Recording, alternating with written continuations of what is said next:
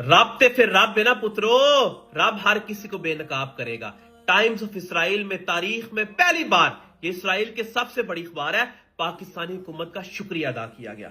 وہ اس وجہ سے کیا گیا کہ پاکستانی حکومت نے جتنی رکاوٹیں تھیں جو درمیان میں اسرائیل کی آ رہی تھیں ان کو ختم کر دیا، اور باقاعدہ نام مینشن کیا گیا اس شاکان رسول کی تحریک کا، جو سب سے بڑی رکاوٹ تھی، جو اسرائیل کو تسلیم نہیں ہونے دے رہے تھے۔ پاکستانی حکومت انڈائریکٹلی اسرائیل کو تسلیم کرنے کی ہر ممکن کوشش کر رہی ہے، یہ اس آرٹیکل نے واضح کر دیا ہے۔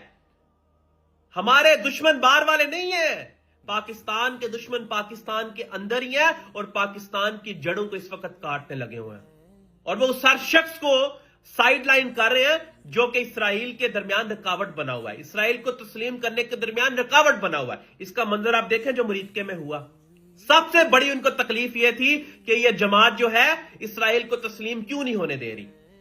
آپ اندازہ کریں کہ مساجد سے جس کے اوپر یا رسول اللہ لکھا تھا، ختم نبوت لکھا تھا، وہ بورڈ اتارے جا رہے ہیں، کس کے کہنے پر؟ یارو یہ کوئی اسلام دشمن ہی کہہ سکتا نا، کوئی مسلمان کو تو اتنی ہمت نہیں ہوگی کہ وہ یا رسول اللہ کا نعرہ اتارے۔ یا رسول اللہ تو مسلمانوں کا نعرہ ہے، یہ کن کے کہنے پر سب کچھ ہو رہا ہے؟